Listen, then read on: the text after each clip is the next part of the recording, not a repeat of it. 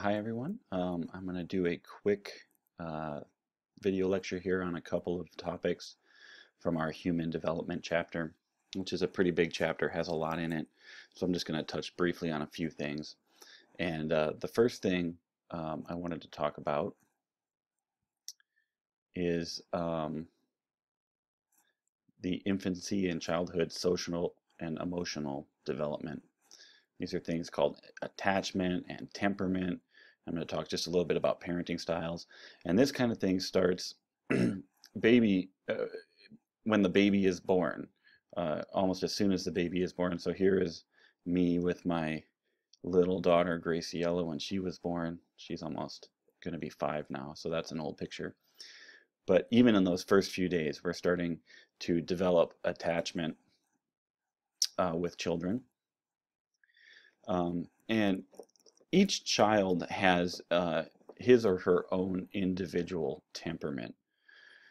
Now, this is basically a person's basic natural disposition. It's the style and frequency of how they express their needs and emotions, and it's evident usually from pretty early on in a child's life. And researchers have looked at this and come up with 3 main kinds of temperament that children show. If you're lucky, you'll have what's called an easy baby, or a baby who has an easy temperament. These are babies who get hungry and sleepy at predictable times. They react to new situations cheerfully. They don't scream. They're not very fussy. They're just, like it says, relatively easy. Okay, so these are babies who eat at normal times, have the same nap time all the time, and luckily, knock on wood, both of my kids have been easy temperament children. Some of my friends have children who have difficult temperaments. This is where their times that they do things is irregular. They may go to bed at 7 o'clock one night and then 11 o'clock the next night. They're irritable, they are fussy, they cry a lot, and they're just generally more difficult to deal with. Uh, so I haven't had to deal with that a whole lot, which has been good. And then there's kind of in the middle is what's called a slow to warm up child. So this is where this would be a child who reacts kind of warily to a new situation, but then eventually, after a little bit of time passes, seems to enjoy themselves. So it's kind of a mix of an easy baby and a difficult baby. Okay, and these things are influenced both by nature or genetics, and also by the parenting style and environment a little bit. Okay, there's been a lot of research on what's called attachment, and this is a deep, affectionate, close, enduring relationship with a person who a baby has shared a lot of experiences with. So usually this is mom or dad or both, but in certain situations it might not be that. It might be grandpa, it might be grandma, it might be an adopted parent, but the people that a child spends the most time with, they're going to develop an attachment to. Um, and on this slide, what's important is Harlow's research involving monkeys. In this week's announcement, I also have a YouTube video that looks at this.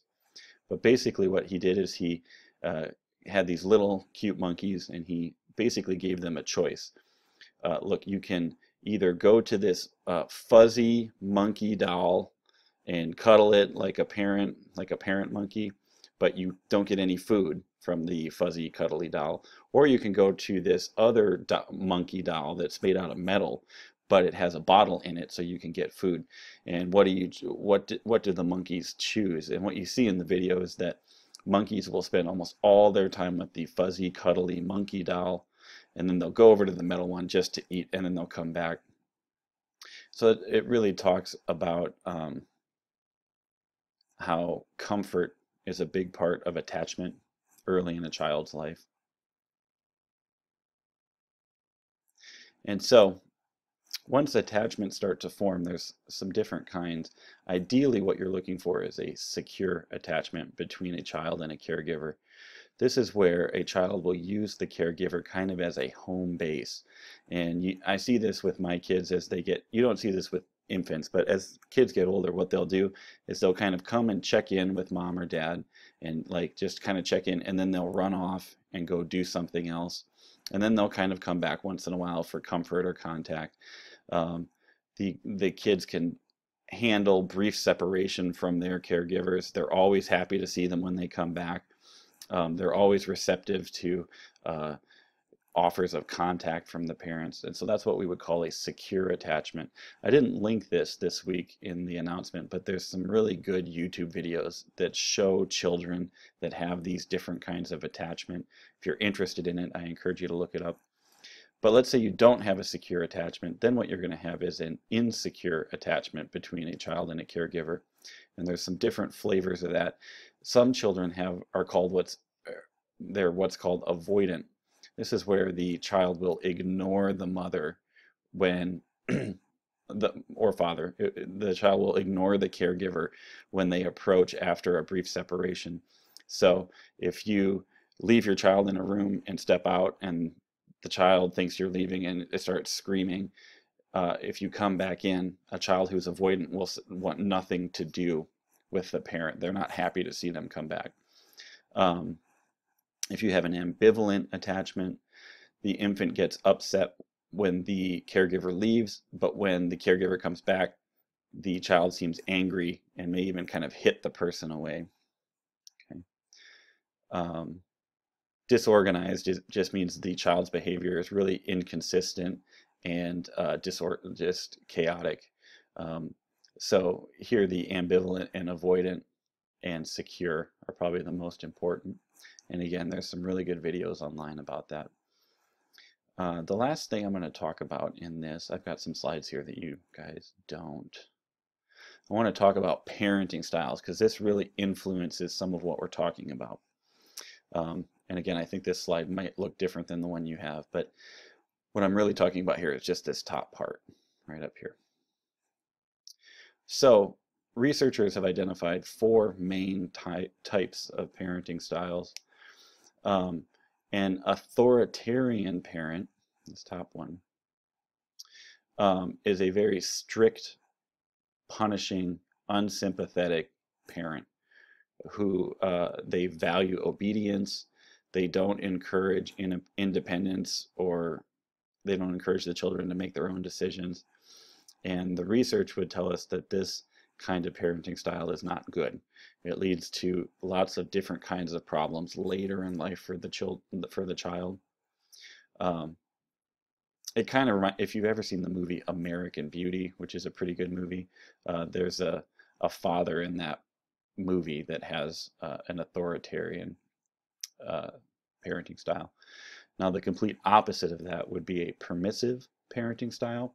These are parents who give their children essentially complete freedom, and there's almost no rules or discipline whatsoever.